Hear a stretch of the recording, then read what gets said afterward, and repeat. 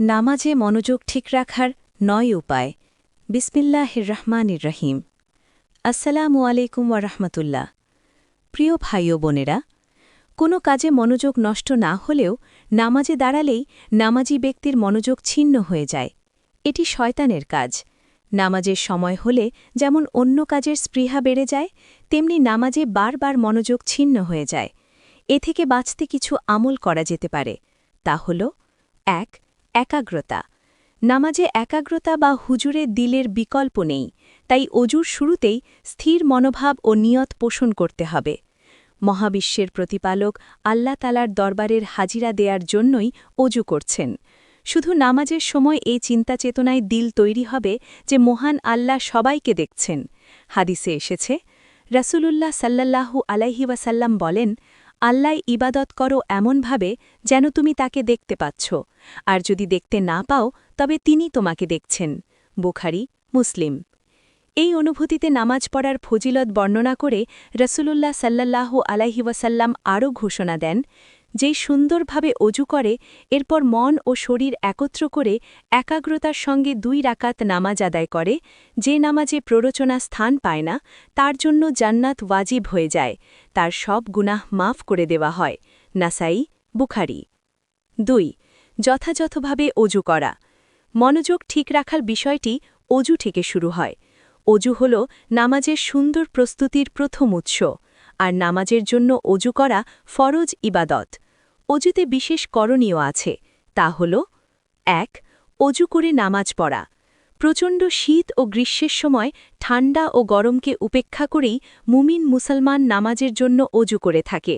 হাদিসে এসেছে, রাসূলুল্লাহ সাল্লাল্লাহু আলাইহি ওয়াসাল্লাম বলেছেন, যে ব্যক্তি অজু ব্যতীত নামাজ পড়বে তার নামাজ কবুল হবে না।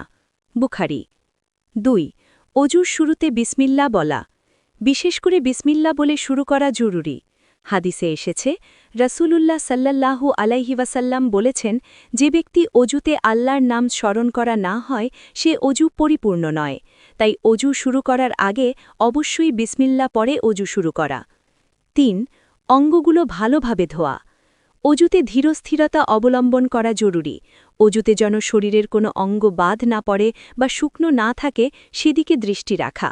হাদিসে এসেছে, হজরত ওমর বিন খাত্তাব রাদিয়াল্লাহু আনহু বলেন, একবার এক ব্যক্তি নামাজের জন্য অজু করে এলো, কিন্তু নখের সমপরিমাণ অজুর জায়গা তাতে বাদ পড়ে যায়। আল্লাহর রাসূল সেটি দেখলেন এবং লোকটিকে বললেন, আবার ভালো করে অজু করো। তখন লোকটি আবারও অজু করে এসে নামাজ আদায় করে। বিশেষ করে মুখমণ্ডল, হাতের কনুই ও পায়ের গোড়ালি ধোয়ার সময় সঠিকভাবে পানি ব্যবহার করা জরুরি। হাদিসে এসেছে, হজরত আবু হুরায়রা রাদিয়াল্লাহু আনহু অজু করার সময় মুখমণ্ডল খুব ভালোভাবে ধুয়ে নিতেন। তারপর আগে ডান ও পরে বাম বাহু ধুয়েছেন। উভয় হাত বাহুর দিকে একটু বাড়িয়ে ধুয়েছেন। মাথা মাসেহ করেছেন। আগে ডান পা ও পরে বাম পা ধুয়েছেন। পায়ের নলিসহ উভয় পা ধুয়েছেন। আর শেষে তিনি বলেছেন, আমি এভাবেই আল্লাহর রসুল সাল্লাল্লাহু আলাইহি ওয়াসাল্লামকে অজু করতে দেখেছি। হজরত আবু হুরায়রা রাদিয়াল্লাহু আনহু আরও বলেন, রসূলুল্লাহ সাল্লাল্লাহু আলাইহি ওয়াসাল্লাম বলেছেন, তোমাদের পরিপূর্ণ অজুর কারণে কিয়ামতের দিন তোমাদের হাত, পা এবং চেহারাকে দীপ্তিমান দেখাবে। তোমাদের মধ্যে যে সামর্থ্যবান সে যেন তার হাত, পা এবং চেহারার উজ্জ্বল্য বাড়িয়ে নেয়। ৫. প্রত্যেক নামাজে অজু করা।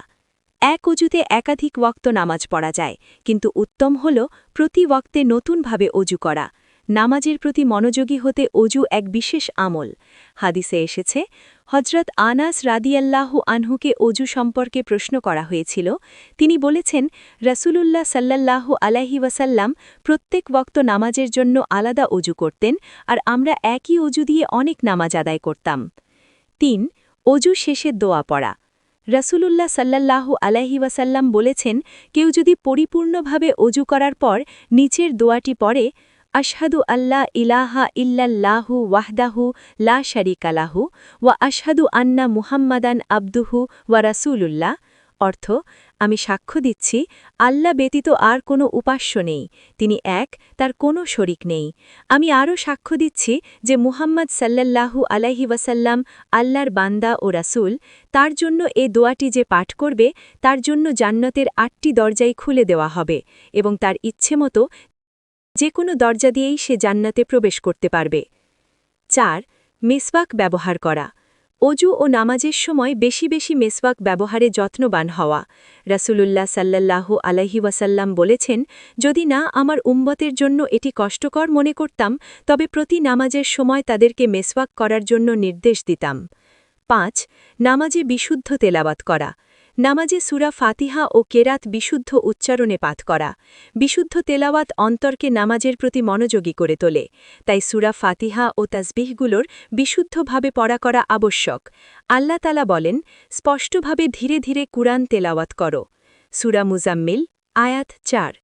রাসূলুল্লাহ সাল্লাল্লাহু আলাইহি ওয়াসাল্লাম প্রতিটি সূরা তারতিলের সঙ্গে তেলাওয়াত করতেন। মুসলিম, তিরমিজি। 6. অর্থ বুঝে তেলাওয়াত করা। তেলাওয়াত ও তাসবিহগুলোর অর্থ না বুঝলে নামাজে মনোযোগী হওয়া খুবই কষ্টকর। নামাজে যা কিছু পাঠ করা হয় তা বিশুদ্ধ উচ্চারণের পাশাপাশি সূরা ফাতিহা সহ কেরাত ও তাসবিহগুলোর অর্থ বুঝে নামাজ পড়ার চেষ্টা করাই মানুষকে নামাজে মনোযোগী করে তোলে। 7. আন্তরিকতার সঙ্গে নামাজ পড়া। নামাজে মহান আল্লাহর প্রতি ভক্তি, শ্রদ্ধা ও আন্তরিকতা না থাকলে তাতে মনোযোগী হওয়ার কোনো সুযোগই নেই। স্বয়ং আল্লাহ এভাবে নামাজে আন্তরিক হওয়ার নির্দেশ দিয়েছেন। 1. তোমরা আল্লাহর সামনে বিনীতভাবে দাঁড়াও। সূরা বাকারা আয়াত 238। 2. হজরত আবু কাতাদা রাদিয়াল্লাহু আনহু বর্ণনা করেন, রাসূলুল্লাহ সাল্লাল্লাহু আলাইহি ওয়াসাল্লাম বলেছেন, নিকৃষ্টতম চোর হল সেই ব্যক্তি যে নামাজে চুরি করে। জিজ্ঞাসা করা হল, হে আল্লাহর রসূল, নামাজে কিভাবে চুরি করা হয়? তিনি বললেন, যে আন্তরিকতার সঙ্গে রুকু সেজদা পূর্ণভাবে আদায় করে না। মুসনাদ আহমদ, মিশকাত। 8. আল্লাহকে ভয় করা। নামাজে দাঁড়ানোর পর মহান আল্লাহকে ভয় করা। মৃত্যুর ভয়ে প্রত্যেক ওয়াক্তের নামাজকেই জীবনের শেষ নামাজ মনে করা। হাদিসে এসেছে, রাসূলুল্লাহ সাল্লাল্লাহু আলাইহি ওয়াসাল্লাম এক ব্যক্তির উপদেশ কামনায় বলেছিলেন, তুমি যখন নামাজে দাঁড়াবে তখন নামাজ এমনভাবে আদায় করো যেন এটিই তোমার জীবনের শেষ নামাজ। ইবনে মাজা, মিশকাত। 9. সিজদার স্থানে তাকানো। নামাজে মনোযোগী হতে সেজদার স্থানের দিকে তাকানো খুবই জরুরি, যা নামাজে মনোযোগী করে তোলে। হাদিসে এসেছে, রাসূলুল্লাহ সাল্লাল্লাহু আলাইহি ওয়াসাল্লাম নিজেই দাঁড়ানো অবস্থায় সেজদার জায়গায় দৃষ্টি রাখতেন। তাফসিরে তাবারি। নামাজে মনোযোগী হতে এই হাদিসটি মনে রাখা খুবই জরুরি। রাসূলুল্লাহ সাল্লাল্লাহু আলাইহি ওয়াসাল্লাম বলেছেন, তোমাদের কেউ নামাজে দাঁড়ালে সে মূলত তার প্রভুর সাথে কথোপকথন করে, তাই সে যেন দেখে কিভাবে সে তার প্রভুর সামনে কথোপকথন করছে। মুস্তাদরাক হাকেম। উল্লেখিত বিষয়গুলো যথাযথভাবে অনুসরণ ও অনুকরণেই নামাজে মনোযোগী হওয়া সহজ হবে। নামাজে মনোযোগী হয়ে শুধু মহান আল্লাহর জন্য নামাজ পড়ার তাওফিক দান করুন। দুনিয়ার সব চিন্তা চেতনা থেকে মুক্ত থাকার তাওফিক দান করুন। আমিন।